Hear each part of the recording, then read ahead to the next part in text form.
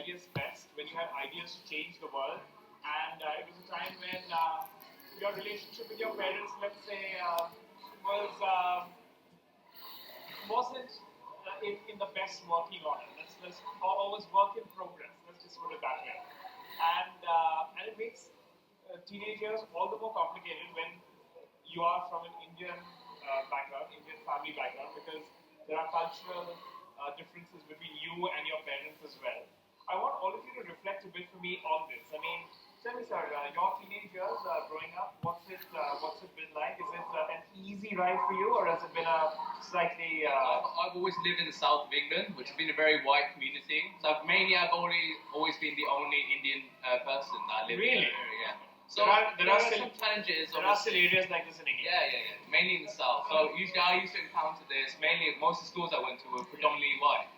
So obviously there were some challenges that came across, but what I found that many of the people actually embrace the Indian culture, and they actually they ask me questions upon what actually do you do in certain parts, and it's they actually really enjoyed listening to it. Okay, yeah. and being somebody in your teens, what is kind of it like to sort of have that conversation with your parents, and our English parents are different. They expect kids to kind of leave home and it's okay, see you later sort of thing. Whereas Indian parents are very, very different. Yeah. Do you see that difference? Yeah, of course. I mean, I've seen a lot of families at the age of 18, they want their kids to get a job and move out usually. But I do see some similarities. A lot of white parents also are similar to the Indian parents also, because they try to back up their children throughout whatever education they want to pursue. And I see a lot of similarities. I mean, it's not like a completely different society. Completely different society. They just want their child to succeed. So obviously you can see that, and you can see that. And do you think you have the better deal being from an Indian family where Indian parents are so involved in your life and they want to know everything that you're doing and whether you have a girlfriend or not and things like that? That is quite debatable. I mean, in some families, some certain situation might be taboo. Speak for your own situation. Don't worry, mom and dad are not Muslim.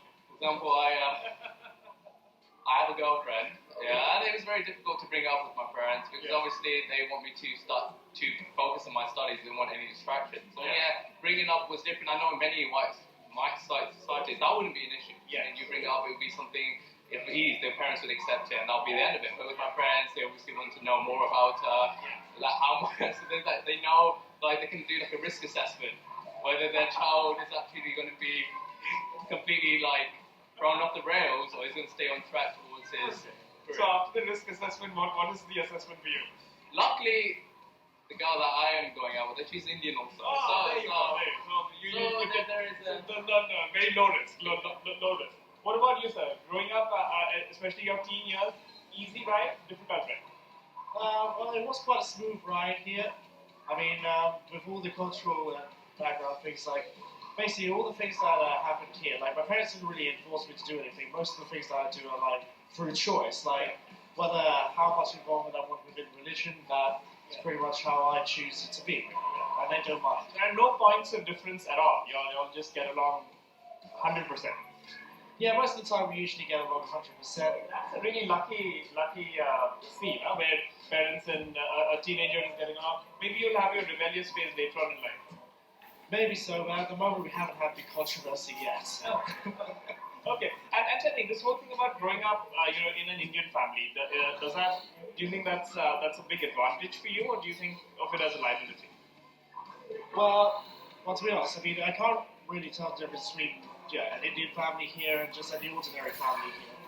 I mean, they choose how British or how Indian I like to be. I get cultural from both Indian and in here as well. And I'm influenced by both. Yeah. And with my parents, it's it's kind of mixed about. Politically right answer, this one. Very, very, very politically right. Doesn't want to be, your parents will watch NDTV all the time, do they? Well, only my father. That's okay. What about you, man? Tell me, is it easy growing up in this country, especially when you belong to an Indian family? What kind of problems has that come with, or what kind of advantages has that come with? I would say definitely, obviously, there have been problems because there's sort of a cultural gap between the way you go. But my parents have always been quite liberal with me. They've always sort of supported me on any decisions that I've made. So I would say I think that sort of positive influence from both cultures have been really good for me. and I really enjoyed that experience. Your friend really made a very nice comparison between growing up in an Indian family versus other English families. Do you find there's a difference between the two as well? When you talk to your friends, when you sort of have discussions about what kind of things their parents let them get away with, and what kind of limitations your parents impose on you? I find definitely there are limitations that are imposed, but Like what? Things like You have a curfew time. kind of like 10, yeah, like 10 p.m. majorly. It used to be like I used to have curfew enforcement, but like not really. And I find that like also that happens to some white children as well in like how they grow up. So people do enforce curfews like regardless of whether you are Indian or so. Not majorly. I wouldn't say they impose limitations on me. I found my parents have always been quite very liberal. What about other Indian friends you may have? I mean, do they tell you things like, "Gosh, my parents will not let me enter the house if I've gone to the pub and had a few pints"? Sometimes, obviously, I have like some Indian friends who say things like that. But normally, most of their parents are quite. I think it's the influence of being here, like living in England. They generally do. Your parents be cool if you had a few pints on the pub and came home completely inebriated? They wouldn't be impressed, but I doubt they'd react too badly because they sort of recognise that they wouldn't say it's the norm, but it is more seen here. Okay. And we were speaking earlier to your mother, and she was very proud that you can complete a whole Indian sari yourself. So you're clearly taking your Indian identity very seriously. Of course, not particularly well, I have to add. It was quite fun. Recently I've been embracing wearing saris, and I've always liked wearing Indian outfits, but I thought I'd try it myself today. I was quite proud that it didn't fall apart, but I did need a bit of help from Mum afterwards. Yeah. And tell me, I mean, this whole thing about growing up in this country with when you compare your own upbringing with, say, an English family, what kind of differences do you see? Differences. I feel like Asian parents, like you said before, are quite a lot more involved in their children's lives, but other than that, I wouldn't say there's that much of a cultural difference. And it's quite nice to have places like this where you can come and meet other Indian children who kind of have the same issues as you, and it's nice to have some friends with a similar mindset. If you went to your parents and you told them that you're dating or you're intending to marry a white guy, what would they say? I'm not sure. I don't think it'd be that much of a problem. At least I hope it wouldn't be that much of a problem. But yeah, I don't. In terms of risk assessment, do you think that would pass? I think they'd have to meet him and assess his character beforehand. But I'm sure if he was a nice person, it would all be fine. You're smiling when you hear this. Yeah. I just find it quite funny. There's always a misconception whether Indian families would allow a white guy in. Yeah. I think most Indian families would in England. I mean, they're much more liberal as opposed to in India. They'd be quite bigger thing. Yeah. There's a big misconception, I'd say. You went to your mom and dad and said to them that, listen, I found the love of my life. She's an English rose, and I decided to get married to her. What would they say? Well, to be honest, I mean, they're not strict here. I mean, they wouldn't really mind depending on what culture this one would be. So, yeah, they'd be like, okay, great, go ahead, son.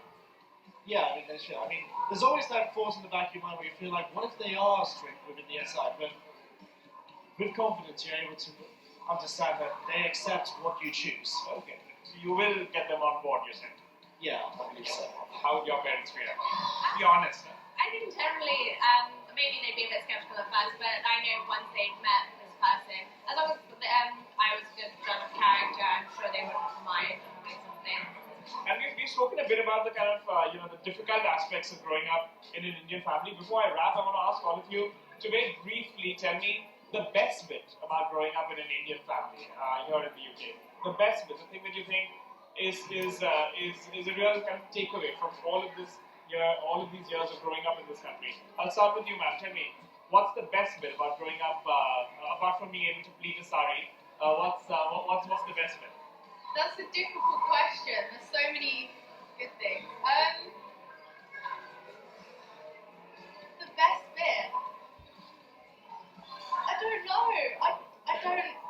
It's all great. I don't know. I like Sounds great. having the individuality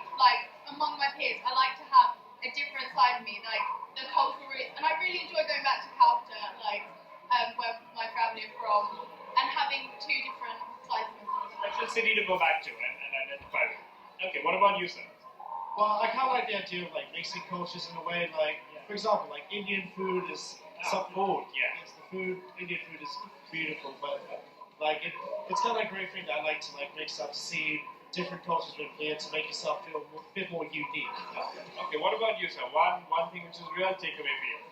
What really I've seen, like a lot of white families, they tend to stay within their families. Yeah. While in the Indian culture, we tend to branch out to many different families. Like, for example, we have our own different group of that's comprised mainly of the people like our parents, friends. Yeah. We usually meet them every week. So I see there's a tight society that we have, and there's always expanding. Yeah, which I like. So while it's tight knit, it's also very open. Exactly. Okay, lovely. What about yourself? You've spoken about food. You've spoken about the whole warmth of the community. What to you is the real special bit about being Asian?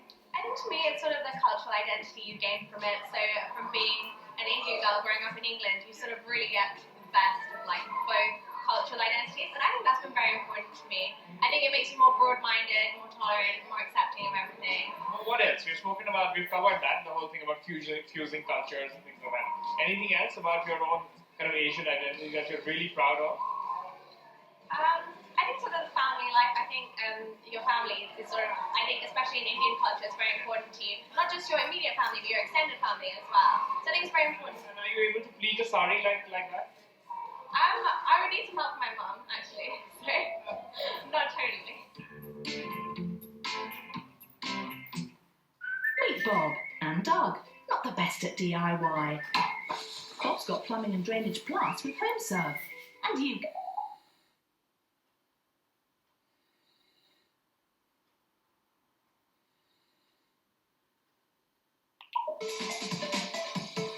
Now, as you can see, I'm at a place where. Why don't we ask you to summarize what's going on here and why all of you dressed in yellow? Hi, we are celebrating Saraswati Puja, and we are all from the UK, or actually established, but it is a Hindu Cultural Association, and we are celebrating that's why Saraswati Puja, which is Bengali culture. All of you are looking resplendent in your lovely saris. I don't know what I'm doing in this frame, getting down the glamour quotient in this frame. But let me start off by asking all of you. So, I could see as I entered this room, I could hear a lot of people kind of chatting away in Bengali and having a nice chat about the puja and talking a bit about what it is like to be Bengali here in the UK. Tell me, what is it like being Bengali here in the UK? What's the best bit about the community?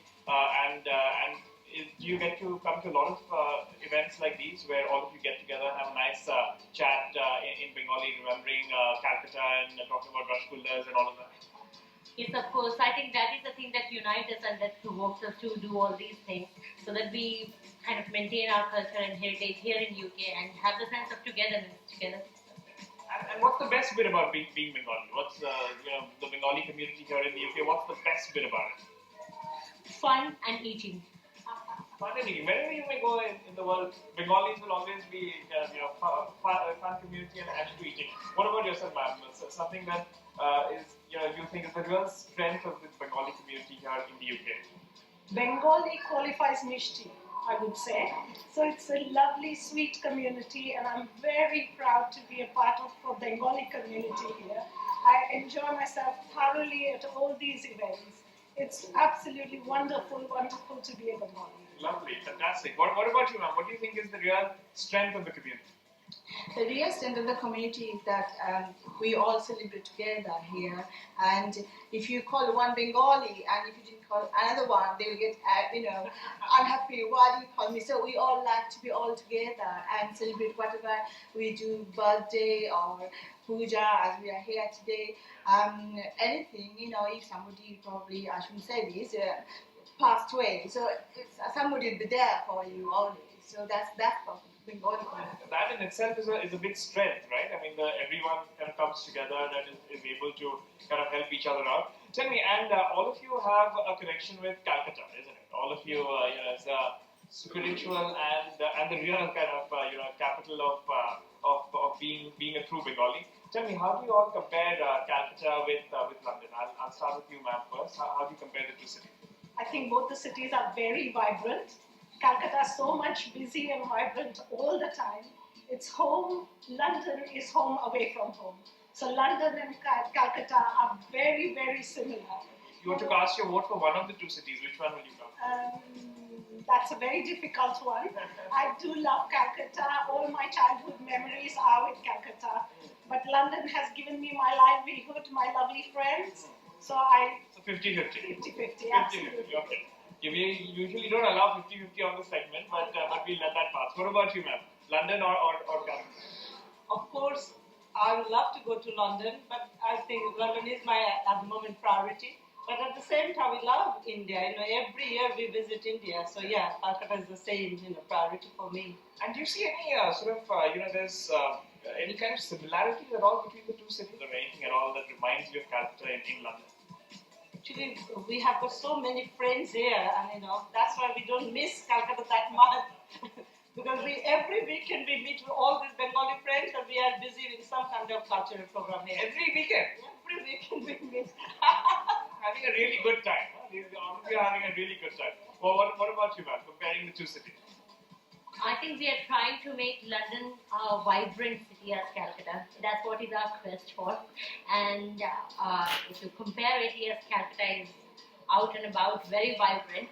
But where we have our friends and family and living for such a long, you do that, the people around us matters. And that's why we now love London more.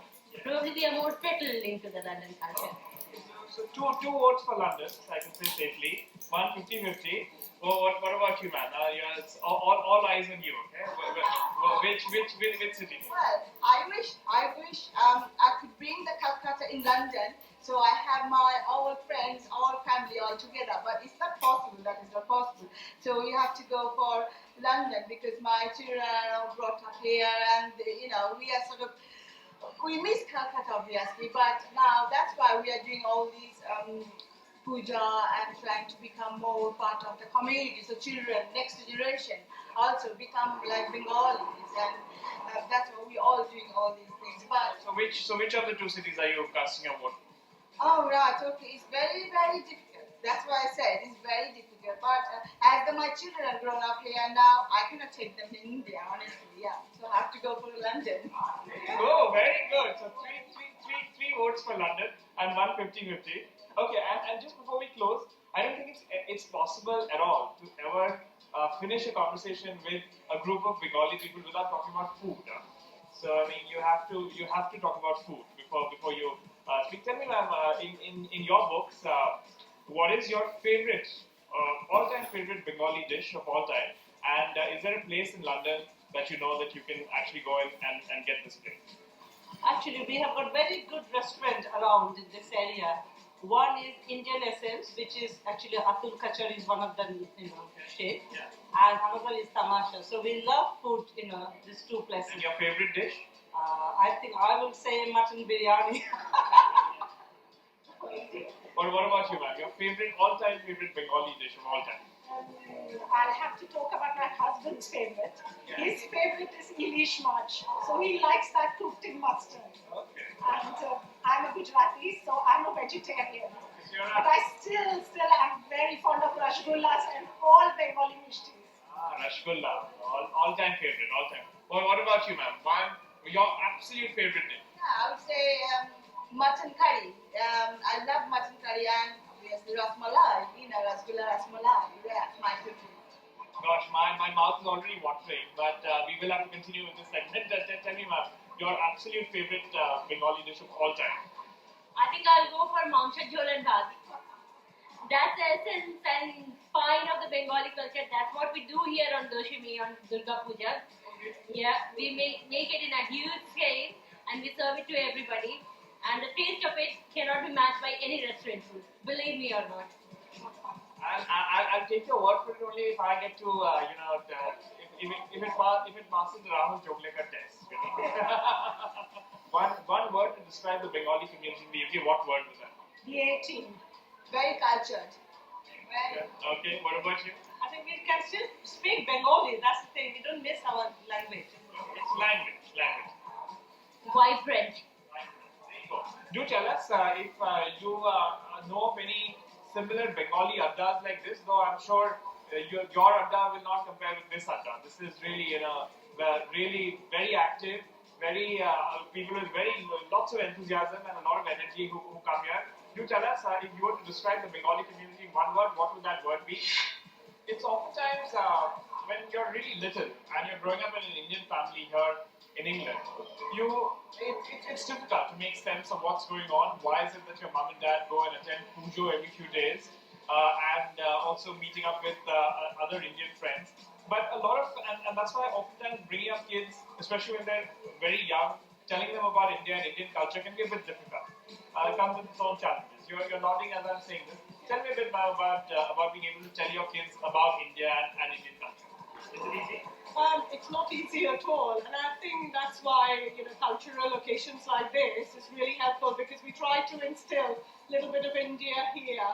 As you said, it's more dominant with Christmas and other religions, so it's very important that we expose our children to occasions like this. For you, is it easy telling kids about India? It's interesting you ask this, because I myself spent my childhood in America. Then my parents went back and I did my medical education. So I myself have been in both cultures, and I can see it from their perspective. I went back and I learned Bengali, Hindi, and of Indian culture. And my parents always made it a point to speak in Bengali and take us to functions in America like we do here.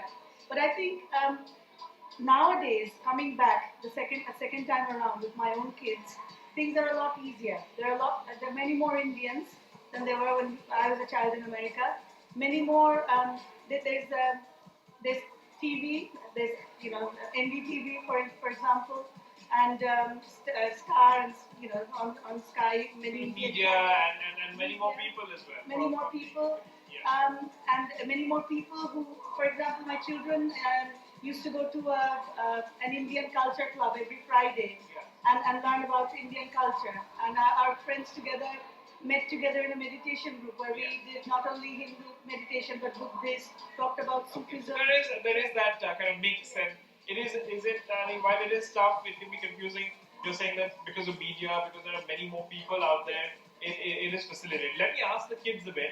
Tell me, who has been to India? Oh, great. So everyone's been to India. Tell me, what was the best bit about going to India, ma'am, for you? Playing in the sun. Playing in the sun. You missed that. It's only during the summers where you have the sun out. Yeah. What about you, ma'am?